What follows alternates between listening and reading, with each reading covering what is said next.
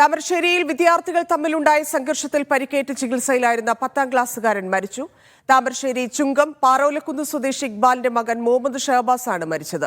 സ്വകാര്യ ട്യൂഷൻ സെന്ററിലെ ഫെയർവെല്ലിനോടനുബന്ധിച്ച് നടന്ന പരിപാടിയെ തുടർന്നുണ്ടായ തർക്കമാണ് സംഘർഷത്തിൽ കലാശിച്ചത്. അതിനിടെ അക്രമി സംഘത്തിൽപ്പെട്ടവരുടെ ഇൻസ്റ്റാഗ്രാം ചാറ്റ് പുറത്തായി. ഷഹബാസിനെ കൊല്ലുമെന്ന് പറഞ്ഞാൽ കൊല്ലും, അവന്റെ കണ്ണുപോയി നോക്ക്, കേസൊന്നും ഉണ്ടാകില്ലെന്നും വിദ്യാർത്ഥികൾ പറയുന്ന ഞെട്ടിക്കുന്ന വോയിസ് ചാറ്റാണ് പുറത്തുവന്നത്. ഞാനൊരു കാര്യം പറഞ്ഞു, ഷഹബാസിനെ ഞാൻ കൊല്ലുന്നു. അത് ഞാൻ പറഞ്ഞു അവൻ്റെ കണ്ണൊന്ന് പോയോ കിട്ടോ, ഈ കണ്ണൊന്നും ഇല്ലോ. കൂട്ടത്തിൽ മരിച്ചു കഴിഞ്ഞാലും വലിയ വിഷയമൊന്നും അത് കേസെടുക്കുമല്ലോ പോലീസ്. ഏട്ടാ കേസ് ഉണ്ടാവില്ല, കേസ് തള്ളി പോകും. കാരണം ഒരേ ഇങ്ങോട്ട് വന്നത്.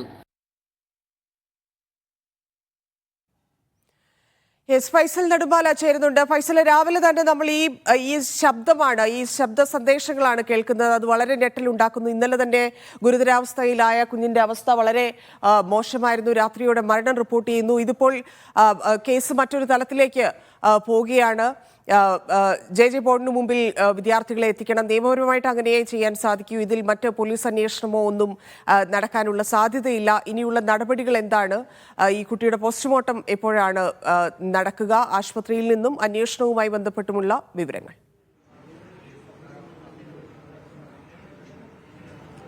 ധന്യ, ഏറ്റവും സങ്കടകരമായ ഒരു വാർത്ത തന്നെയാണ്. ഷഹബാസ് എന്ന് പറയുന്ന 16-കാരൻ 10ാം ക്ലാസ്സിൽ പഠിക്കുന്ന വിദ്യാർത്ഥി സംഘർഷത്തെ തുടർന്ന് അവൻ്റെ ജീവൻ നഷ്ടമായിരിക്കുന്നു എന്നുള്ളത് നമ്മൾ രാവിലെ മുതൽ തന്നെ ഈ വാർത്തയുടെ ഞെട്ടലിൽ നിന്ന് ഇതുവരെ മുക്തമായിട്ടില്ല എന്നുള്ളത് തന്നെ വേണം. ഓരോ മണിക്കൂർ കൂടുമ്പോഴും ഇവരുടെ ഈ സംഘർഷത്തിന് ശേഷം വിദ്യാർത്ഥികളുടെ ഭാഗത്ത് നിന്ന് അവരുടെ പ്രതികരിച്ചുകൊണ്ടുള്ള വാട്സപ്പ് ചാറ്റുകളും അല്ലെങ്കിൽ ഇൻസ്റ്റാഗ്രാം ചാറ്റുകളൊക്കെ നമ്മൾ കേൾക്കുമ്പോൾ അതീവ ഗൗരവമായി അല്ലെങ്കിൽ ഓരോ നിമിഷവും പേടിപ്പെടുത്തുന്ന തരത്തിലേക്ക് ഓരോ ചാറ്റുകളും നമ്മൾ കേൾക്കുന്നു എന്നതാണ് ഇതിൽ ഏറ്റവും പ്രധാനമായി പറയേണ്ടത്. ഇപ്പോൾ ഇൻക്വസ്റ്റ് നടപടികൾ താമരശ്ശേരി പോലീസ് SHO സയുജിന്റെ നേതൃത്വത്തിലുള്ള സംഘം ഇവിടെ മെഡിക്കൽ കോളേജിൽ എത്തിയിട്ടുണ്ട്. അവരുടെ നേതൃത്വത്തിലുള്ള ഇൻക്വസ്റ്റ് നടപടികളാണ് ഇപ്പോൾ പുരോഗമിച്ചുകൊണ്ടിരിക്കുന്നത്. ഈ പറയുന്ന ഷഹബാസിന്റെ ബന്ധുക്കളും നാട്ടുകാരും ഉൾപ്പെടെയുള്ള ആളുകൾ ഈ മെഡിക്കൽ കോളേജ് മോർച്ചറിയുടെ പരിസരത്ത് എത്തിയിട്ടുണ്ട്. ഇൻക്വസ്റ്റ് നടപടികൾക്ക് ശേഷമായിരിക്കും പോസ്റ്റ്മോർട്ടം നടപടികളിലേക്ക് കടക്കുക. ഒരു 11 മണിയോടുകൂടി തന്നെ ഇൻക്വസ്റ്റ് നടപടികളെല്ലാം പൂർത്തിയാക്കി പോസ്റ്റ്മോർട്ടത്തിലേക്ക് കടക്കുമെന്നുള്ളതാണ് ഈ ഒരു അവസരത്തിൽ നമ്മൾ മനസ്സിലാക്കുന്നത്. പോസ്റ്റ്മോർട്ടത്തിന് ശേഷം മൃതദേഹം ബന്ധുക്കൾക്ക് വിട്ടു നൽകും. ഈ പോസ്റ്റ്മോർട്ടം റിപ്പോർട്ടിൽ വന്നതിന് ശേഷം മാത്രമേ ഇത്തരത്തിൽ ഷഹബാസിന്റെ മരണകാരണമായിട്ടുള്ള എന്താണ് ഇത്തരത്തിൽ കൃത്യമായിട്ടുള്ള ഒരു കാരണം നമുക്ക് പറയാൻ സാധിക്കുകയുള്ളൂ. എന്തായാലും ഇൻക്വസ്റ്റ് നടപടികൾ പോലീസിന്റെ നേതൃത്വത്തിൽ നടക്കുന്നുണ്ട്. ബന്ധുക്കളുടെയും നാട്ടുകാരുടെയും ഒക്കെ പ്രാഥമികമായിട്ടുള്ള ഒരു മൊഴിയെടുപ്പും ഇവിടെ നടക്കുന്നുണ്ട് എന്നുള്ളതാണ് ഈ ഒരു അവസരത്തിൽ നമുക്ക് ഏറ്റവും പ്രധാനമായി പറയാൻ കഴിയുന്നത്. ഇതിൽ ഞാൻ നേരത്തെ ചോദിച്ച പോലെ ജെ ബോർഡിന് മുന്നിൽ ഹാജരാക്കേണ്ടതുണ്ട്. ഇതിൽ ആരൊക്കെയാണോ ഉൾപ്പെട്ടിട്ടുള്ളത്? ഇന്നലെ പോലീസ് 5 പേരെയായിരുന്നു വിളിച്ച് സംസാരിച്ചിരുന്നത്. അത്തരത്തിൽ നിയമപരമായിട്ടുള്ള നീക്കങ്ങൾ എങ്ങനെയാണ്? ഇതിലെന്ത് കുറ്റം ചുമത്താനുള്ള സാധ്യതയാണ്?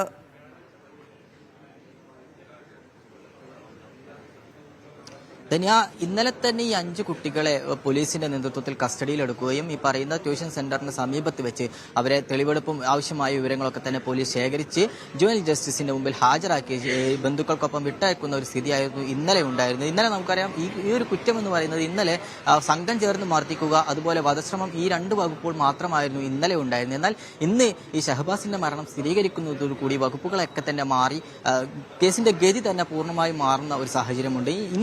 ഇന്ന് പോലീസ് കുറ്റപത്രം ചുമത്തിയിരിക്കുന്നത് കൊലപാതക കുറ്റത്തിന് തന്നെയാണ്. അപ്പോൾ ഇത് എത്തരത്തിൽ വിദ്യാർത്ഥികൾക്ക് മുകളിൽ ഏതൊക്കെ വകുപ്പുകൾ ചുമത്തണം എന്നുള്ള കാര്യം ജുവനൽ ജസ്റ്റിസിന്റെ നിർദ്ദേശപ്രകാരം അല്ലെങ്കിൽ അതിനുശേഷം ജുവനൽ ജസ്റ്റിസ് ബോർഡിന്റെ മുൻപിൽ വിദ്യാർത്ഥികളെ ഹാജരാക്കിയതിനു ശേഷം മാത്രമേ അത്തരം കാര്യങ്ങളിലൊക്കെ തന്നെ കടക്കുകയുള്ളൂ. ഒരുപക്ഷെ അവിടെ നിന്ന് എന്താണോ നിർദ്ദേശം പോലീസിന് ലഭിക്കുന്നത് ആ നിർദ്ദേശങ്ങൾക്കനുസരിച്ചായിരിക്കും വിദ്യാർത്ഥികളുടെ കസ്റ്റഡിയോ അല്ലെങ്കിൽ അതുമായി ബന്ധപ്പെട്ട തുടർ നടപടികളൊക്കെ തന്നെ പോലീസിന് ചെയ്യാൻ സാധിക്കുകയുള്ളൂ. ജുവനൽ ജസ്റ്റിസ് ആയതുകൊണ്ട് തന്നെ വളരെ ഗൗരവത്തോടെ എടുക്കേണ്ട ഒരു വിഷയമാണ്. ആ വിദ്യാർത്ഥികളെ സംബന്ധിച്ചിടത്തോളം അവരുടെ പേര് വിവരങ്ങളോ അല്ലെങ്കിൽ അത്തരത്തിലുള്ള ദൃശ്യങ്ങളോ അതൊന്നും തന്നെ ഈ മൈനർ ആയതുകൊണ്ട് തന്നെ നമുക്ക് പറയുന്നതിനോ കാണിക്കുന്നതിലോ പരിമിതികളുണ്ട്. അതുപോലെ തന്നെയാണ് പോലീസിന്റെ മുമ്പിലുള്ള ഒരു കാര്യവും. ഈ കുട്ടികളെ വളരെ സുരക്ഷിതമായിക്കൊണ്ട് അല്ലെങ്കിൽ സൂക്ഷ്മമായിക്കൊണ്ടുള്ള ഈ ജുവനൽ ജസ്റ്റിസിന്റെ നിർദ്ദേശങ്ങൾക്കനുസരിച്ച് മാത്രമേ തുടർ നടപടികളിലൊക്കെ തന്നെ കടക്കുകയുള്ളൂ. അത് തന്നെ രക്ഷിതാക്കളുടെ സാന്നിധ്യത്തിൽ മാത്രമേ ഈ പറയുന്ന നടപടിക്രമങ്ങളൊക്കെ തന്നെ പൂർത്തിയാക്കാൻ സാധിക്കുകയുള്ളൂ. അതുകൊണ്ട് തന്നെ 11 മണിക്ക് ജുവനൽ ജസ്റ്റിസിന്റെ മുമ്പിൽ ഈ ഈ വിദ്യാർത്ഥികളെ ഹാജരാക്കുമെന്നുള്ളത് തന്നെയാണ് അറിയിച്ചിട്ടുള്ളത്. തുടർ നടപടികളൊക്കെ തന്നെ അവിടെ നിന്ന് കിട്ടുന്ന നിർദ്ദേശങ്ങൾക്ക് അനുസരിച്ചായിരിക്കും പോലീസ് നീക്കുക. കസ്റ്റഡിയിൽ അല്ലെങ്കിൽ ഈ കുട്ടികളെ കൂടുതൽ ചോദ്യം ചെയ്യേണ്ടതുണ്ട് എന്നുള്ള തരത്തിലേക്കൊക്കെ പോയി കഴിഞ്ഞാൽ ജുവനൈൽ ജസ്റ്റിസിന്റെ നിർദ്ദേശപ്രകാരമായിരിക്കും പോലീസ് ബാക്കി കാര്യങ്ങളൊക്കെ തന്നെ നീക്കുക. ഇന്നലെ ഈ 5 പേരെ കസ്റ്റഡിയിൽ എടുക്കുമ്പോൾ തന്നെ പൂർണ്ണമായും രക്ഷിതാക്കൾക്കൊപ്പം അല്ലെങ്കിൽ രക്ഷിതാക്കൾക്ക് കൂടെയാണ് ഈ വിദ്യാർത്ഥികളെ ചോദ്യം ചെയ്യൽ അല്ലെങ്കിൽ തെളിവെടുപ്പിന് ശേഷം വിട്ടയച്ചിട്ടുള്ളത്. ഇന്നും ഈ പറയുന്ന തരത്തിൽ രക്ഷിതാക്കൾക്കൊപ്പം ആയിരിക്കും വിദ്യാർത്ഥികൾ എത്തുക. രക്ഷിതാക്കൾക്ക് അല്ലെങ്കിൽ ഈ രക്ഷിതാക്കളുടെ അറിവും സമ്മതത്തോടു കൂടി തന്നെയായിരിക്കും ബാക്കിയുള്ള തുടർ നടപടികളൊക്കെ തന്നെ ഉണ്ടാവുക. പിന്നെ ഇതിൽ മറ്റുള്ള കുട്ടികൾ ഉൾപ്പെട്ടിട്ടുണ്ട് അല്ലെങ്കിൽ മറ്റേതെങ്കിലും തരത്തിൽ കൂടുതൽ വിദ്യാർത്ഥികളോ അല്ലെങ്കിൽ മറ്റാരെങ്കിലും ഇതിൽ ഉൾപ്പെട്ടിട്ടുണ്ടോ എന്നുള്ളതാണ് ഇനി പ്രധാനമായി നമുക്ക് അറിയേണ്ട ഒരു കാര്യം. ഈ 5 വിദ്യാർത്ഥികളെ 5 വിദ്യാർത്ഥികളാണ് നിലവിൽ ഈ പറയുന്ന പട്ടികയിലുള്ളത്. അപ്പൊ ഇതിൽ പക്ഷേ ഈ 5 പേര് മാത്രമാണോ എന്നുള്ളത് കാരണം കഴിഞ്ഞത് കൂടുതലുള്ളത് എന്നുള്ള ഈ ഷഹബാസിന്റെ ഉമ്മയുടെയും മറ്റാളുകളുടെയും ഒക്കെ പ്രതികരണങ്ങളിൽ നിന്ന് മനസ്സിലാക്കുന്നത് മുതിർന്ന ആളുകളും ഉണ്ടായിരുന്നു കൂട്ടത്തിൽ എന്നൊക്കെയുണ്ട്. അതുമായി ബന്ധപ്പെട്ടുള്ള അന്വേഷണങ്ങൾ എങ്ങനെയാണ് നടക്കുന്നത്? ഇന്നലെ വന്നിരുന്ന ആ CCTV ദൃശ്യങ്ങളിൽ ആ തരത്തിൽ നമുക്ക് കാണുന്നുണ്ടോ? മുതിർന്ന ആളുകൾ ഉണ്ടായിരുന്നോ ആ സംഘത്തിൽ?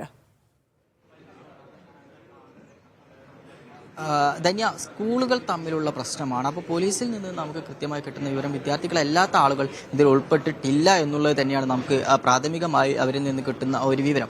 അത് പുറമേ നിന്നുള്ള ആളുകൾ ഇതിൽ അല്ലെങ്കിൽ വിദ്യാർത്ഥികളല്ലാത്ത ആളുകൾ ആരും തന്നെ ഈ ഒരു വിഷയത്തിൽ ഇടപെട്ടിട്ടില്ല അല്ലെങ്കിൽ ഈ ഒരു സംഘർഷത്തിൽ ഉണ്ടായിരുന്നില്ല എന്നുള്ള വിവരം തന്നെയാണ് ഇപ്പോൾ നമുക്ക് ലഭിക്കുന്നത്. ഇനി അത്തരത്തിൽ ഏതെങ്കിലും വിദ്യാർത്ഥികൾ ഉൾപ്പെട്ടിട്ടുണ്ടെങ്കിൽ ഈ പറയുന്ന നിലവിൽ കസ്റ്റഡിയിലുള്ള അല്ലെങ്കിൽ നിലവിൽ പോലീസ് വിളിപ്പിച്ചിട്ടുള്ള ഈ 5 വിദ്യാർത്ഥികളിൽ നിന്ന് മൊഴി കൂടുതൽ രേഖപ്പെടുത്തിയ ശേഷം മാത്രമേ മറ്റ് വിദ്യാർത്ഥികൾ അല്ലെങ്കിൽ മറ്റുള്ള വിദ്യാർത്ഥികളല്ലാത്ത മുതിർന്ന ആളുകൾ ഈ ഒരു വിഷയത്തിൽ ഈ സംഘർഷത്തിൽ ഉൾപ്പെട്ടിട്ടുണ്ടോ എന്നുള്ള കാര്യത്തിലൊക്കെ വ്യക്തതയുള്ളൂ. നിലവിൽ എന്തായാലും പോലീസിന്റെ നിഗമനത്തിൽ ഈ കുട്ടികളല്ലാതെ അല്ലെങ്കിൽ വിദ്യാർത്ഥികളല്ലാത്ത ആളുകൾ ആരും തന്നെ ഇതിൽ ഉൾപ്പെട്ടിട്ടില്ല എന്നുള്ളതാണ് നമുക്ക് ലഭിക്കുന്ന വിവരം.